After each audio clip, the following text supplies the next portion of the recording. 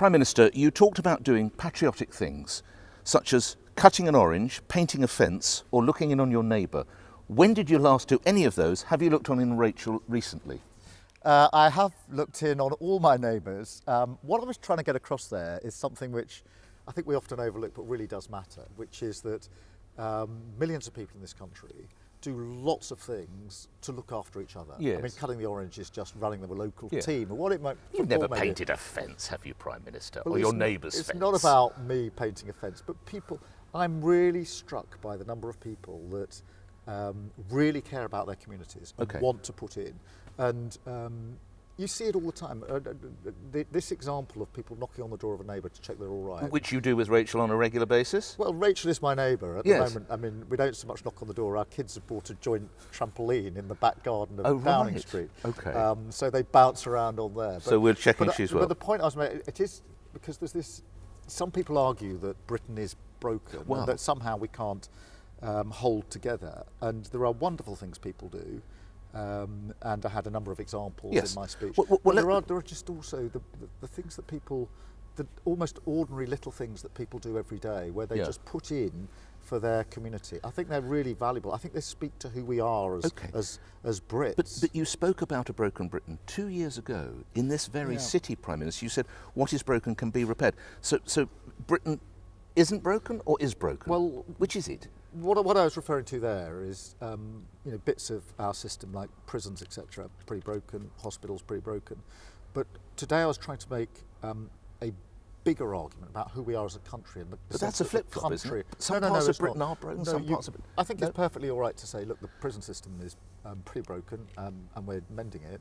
But at the same time, the country's not broken, who we are as a people. The speech I made, I decided early in the summer that it wouldn't be the usual sort of set of policies that are sometimes done at Labour Party conference. I wanted to make a bigger speech as who we are as a country. What does patriotism mean?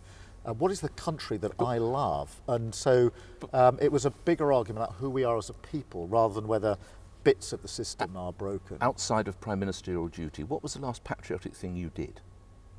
Well, leading my country. But that's your duty as PM.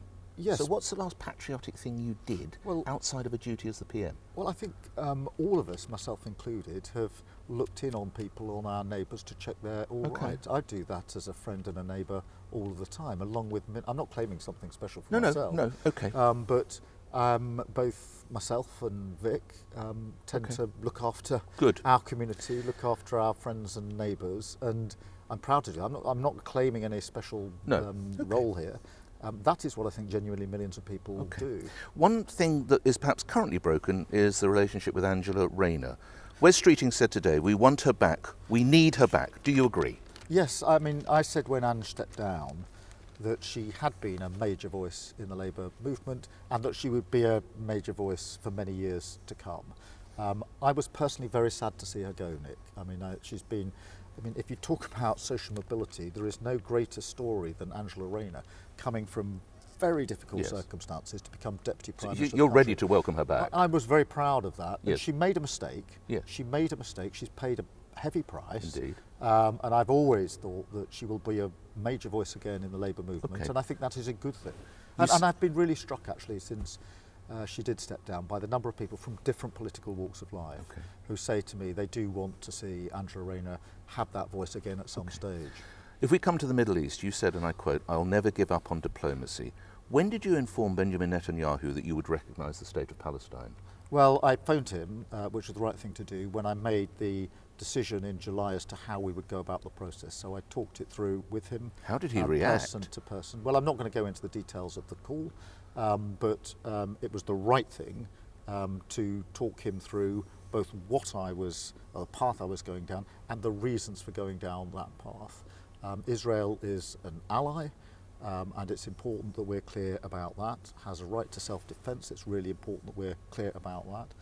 But I do think that the very prospect of a two-state solution was diminishing before our very eyes, and that's why I talked him through not only the path I was going down, but the reasons for going down it. But recognition without the need to return the hostages or the bodies of the hostages. Why, Prime Minister?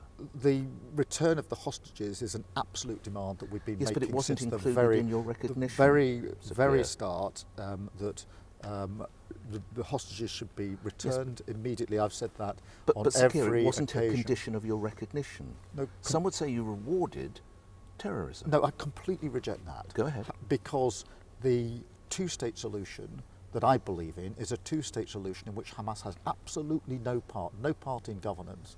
It is the opposite of what Hamas says. It's not rewarding Hamas, it's writing them out of the future. They do not believe in a two-state solution.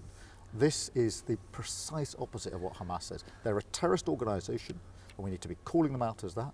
But they should release the hostages, and they should play no part in governing in Palestine in the future. How do you feel about a previous Prime Minister, Tony Blair, having more influence than you do currently in the Middle East from what we saw yesterday at the White House? Well, it looks as though there might be a possibility of some sort of deal or set of arrangements that everyone can get around. I hope that is the case, and we are working with others, with the US and Arab states, as you would expect. You welcome Sir Tony's arrival We're working with the US and Arab states. And you welcome Sir Tony's arrival in this? I'm less concerned with the particularities of who does which bit. If there's a chance of a deal, a set of arrangements around which people can move forward so that we can get those hostages out, get that aid in, and move towards a peaceful, lasting settlement in the Middle East, then I say it is our responsibility to lean into that and to try to get it. And you're relaxed with Sir Tony being in that role? Yes, well, so we're working with the US, working with the Arab states, as you would expect on this. And again, it's not about the personalities. We've nearly been in this place a number of times. It is really important now, if there's a prospect of ending this fighting and getting those hostages out and getting that aid in, then we should lean into that and try and make it work. We're coming to the end of our time together. Minutes after you did your speech, and congratulations. I could see how well it went down in the hall we're sitting in now, so well done. But Nigel Farage came up, as you're probably aware, and claimed you had an obsession with him. How concerned are you that he says some of your comments could have put him at risk? No, that's not the case. Respectfully, that's what Mr Farage says, Prime Minister. Well, he says a lot of things that I don't agree with. I am concerned to make the argument, and I will, on behalf of the country that I love. This tolerant, beautiful, diverse country where we pull together as a country. I am deeply concerned about reform because I think they will toxically divide our country and rip it apart. And I'm up for that fight because I think it is the fight of our times. It goes to the soul of who we are as a country. But you mentioned Mr Farage 5 times, almost as much as you did your late father. You are mildly obsessed, aren't you? No, not at all. There is a political divide, the like of which we have not seen in this country. You know, we traditionally have Labour versus the Tories. That is not the fight next time around. This is not peculiar to the United Kingdom. You can see it all across Europe. The centre-right parties are withering on the vine, as the Tories are. It is a different fight. It goes to a more fundamental issue, which is who are we as a country. Okay. And it's really important that I go out and fight for and defend for the country that I love, that I am a patriot of. And you're going to still smash the gangs, lastly. Mr Farage pointed out 400 people arrived today. You're still smashing the gangs. We will not surrender our borders. Prime Minister. We will not surrender our borders. But 400 arrived today, Prime Minister. I appreciate that, and we're working really hard to bring those numbers down. I'd just point this out, Nick, if I may. We are passing a borders bill, which is to give more powers to law enforcement at the borders. What did Nigel Farage do? He voted against it. We've got a returns deal with France, means we can return people to France. What does Farage say he'll do? He says he'll pull that down. We want to have ID cards so that you cannot work in our economy illegally. What does Farage do? He says he doesn't want it. Common factor here, he doesn't want to fix this problem, because if the boats stop coming across the channel, then he knows that his political currency goes down. He doesn't want to fix the problem. He wants to feed off it. That's the difference. Prime Minister, thank you for your time. Thank you very much, Sir Keir.